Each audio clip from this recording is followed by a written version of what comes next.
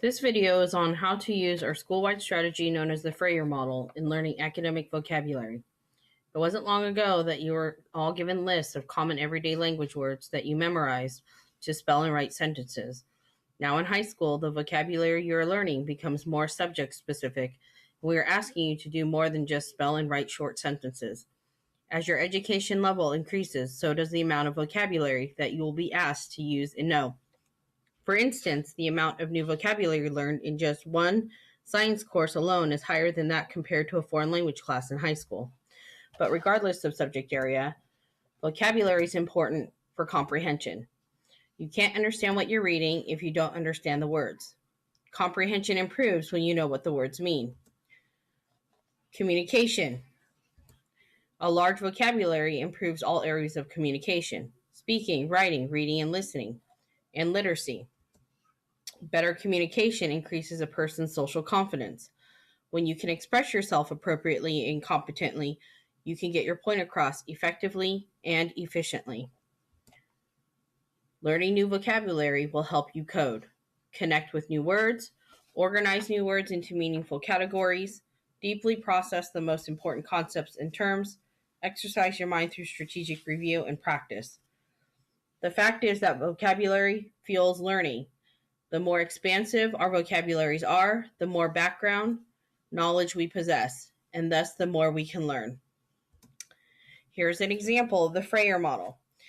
Here in the center is where your term would go. It is pre-selected by your teacher, and it is connected to other related terms within that subject area. On the top left is where your definition is. It can either be provided by the teacher, or the teacher might ask for you to provide your own definition. And they will also give you some websites in order to find the correct definition for that term. The characteristics are found on the right side. This can also be essential information or essential components or attributes of the term. Synonyms can also go in this box as well.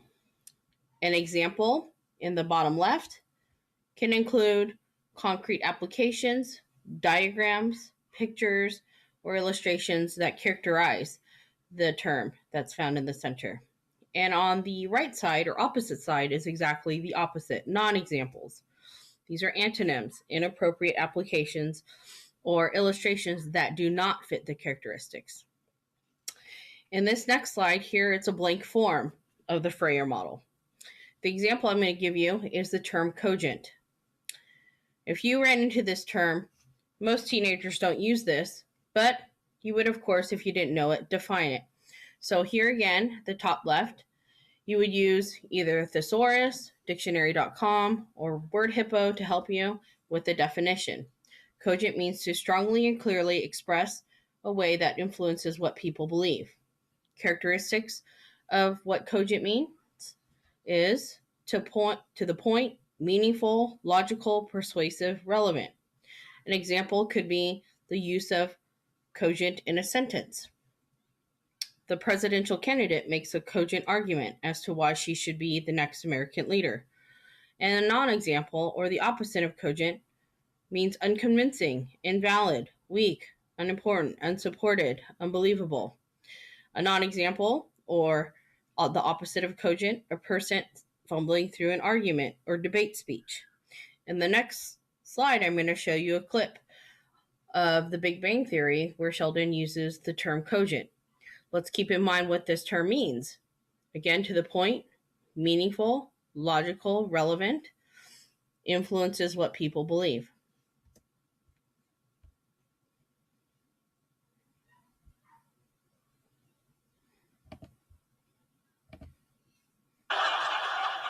So, this is engineering, huh?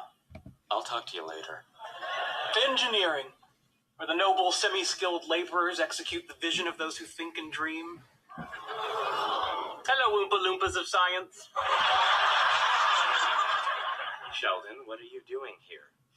I just came by to say hello. I've been in this lab for 3 years. You've never come by to say hello. Well, up until now, I've had better things to do. So, what are we making today?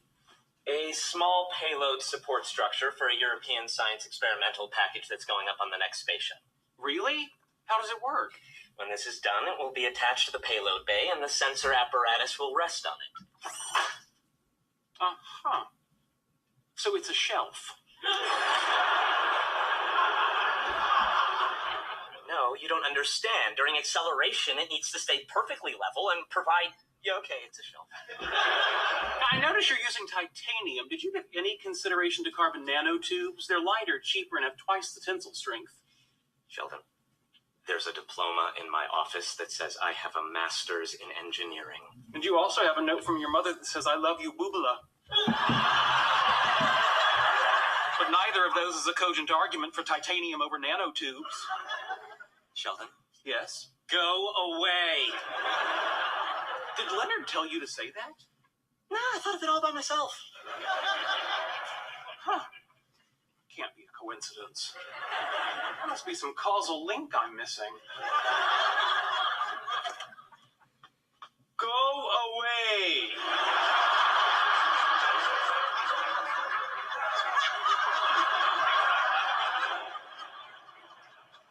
Curiouser and curiouser.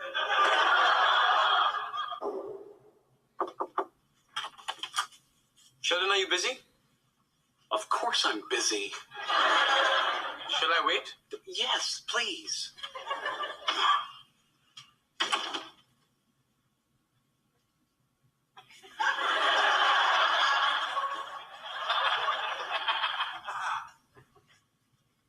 How may I help you?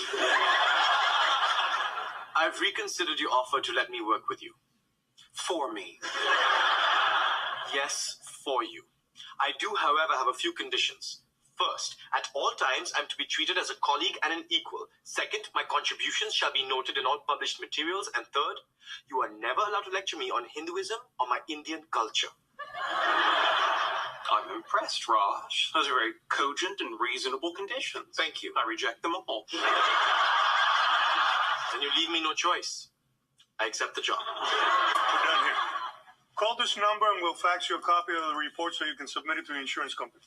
I'm sorry. That's the end of your inquiry? Do you have any more information that might be relevant? Oh my goodness, where do I begin? For instance, my laptop contained 4 out of the 5 Gedanken experiments necessary for a cogent restatement of the quantum measurement problem. How is that going to help them? Well, they could monitor scientific publications and see if anyone posts such a cogent restatement in the next couple of months. If so, the authors are most likely in possession of my stolen laptop. Good night, fellas. Come on, Bosco.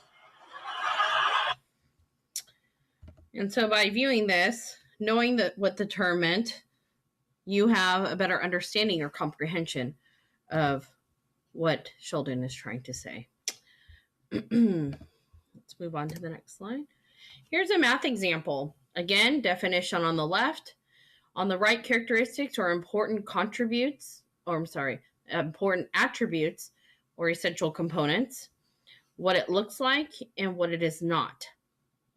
Here, the term is transformation. This is a math example. In the next slide, I also have the same term, transformation, but transformation in science and math are different. As you can see, the definition for science is a cell that joins foreign DNA to become a part of the cell's original DNA, whereas a transformation in math is the turning, flipping, sliding, or resizing of a shape. Okay? Again, characteristics on the right. On the bottom left, what cell transformation looks like, and then what it is not. The next example, same layout, slightly different in that it's more of a box form, but essentially it's the same definition top left. This is, instead of characteristics, it says how does it happen, so that's very close to that's essentially what characteristics are. But in more depth, you can see. And examples, and then non-examples on the opposite side, on the bottom. Here's an English example. The term here is logos. Definition at the top. Characteristics at the top. An example, and then a non-example, the opposite. And here's our social studies example. The term is found in the center, and then same layout.